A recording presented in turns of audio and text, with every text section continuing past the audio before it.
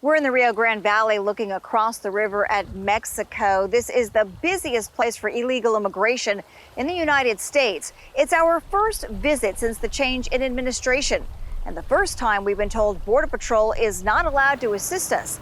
But thanks to the help of local law enforcement officials and private citizens, a glimpse at what many believe is a crisis growing out of control.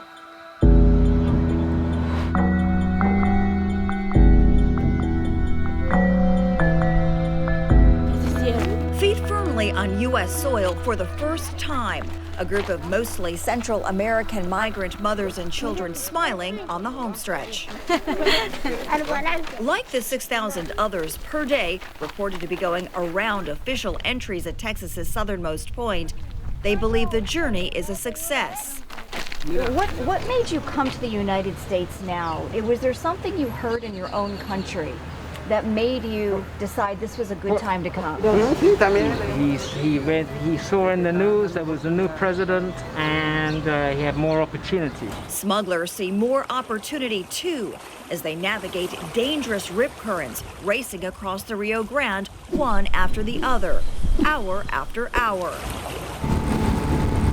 Mexican authorities watch it happen from the water as U.S. border agents manage dozens, even hundreds at a time, while also trying to keep cameras away. Can you please not interfere in our enforcement? This is private property. The government does not own this property, but they're telling us we have to leave right now.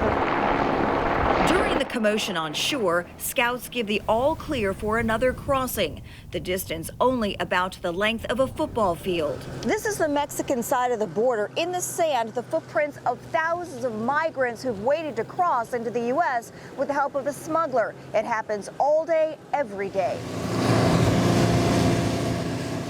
Fearing for her own safety, this resident asked we hide her identity. In the last couple months, how many rafts have you seen cross in the time you've been out here?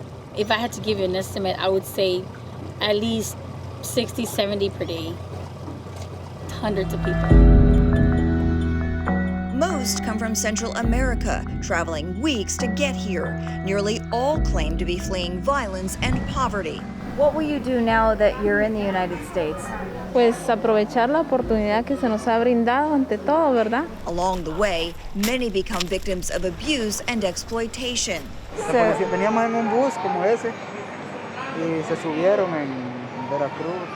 Un agente de la PGR nos revisó y nos quitó todo lo que traíamos, dinero. Often at the hands of drug cartel members, they pay thousands of dollars to get them here. Especially we have women and little girls coming in thousands. And we all know that women and little girls have a 60 to 80% chance of getting raped. Not all who make the trip survive. Sometimes see dead bodies floating and stuff because they try to make it across or they get snagged on the bottom or whatever reason they don't make it. Still, many do, including the unaccompanied children crammed into this overflowing detention facility in Donna, Texas. Every facility we have along the southwest border is over capacity right now. Just yesterday, we had over 10,000 people in Border Patrol custody. That's much higher, especially under COVID constraints, than any facility should have. We saw makeshift facilities like this one under a bridge intended to go undetected by media and other observers. Migrants are then sent to area shelters and in a matter of hours, free to go. They're released so they can continue their legal proceedings here in the United States, somewhere where they're going. Only recently is the Border Patrol confirming the record numbers being released into the U.S. without court dates, as the system grows more overwhelmed by the day. In March alone, an estimated 171,000 plus entered the U.S. illegally, 5 times more than a year ago. By year's end, the number expected to reach more than 1 million. As soon as they get up to this side, they go ahead and flag down Border Patrol because they want to get caught, because they know they're going to get processed and then shipped out to wherever they're going to get shipped out. They're not going to get deported back to their country.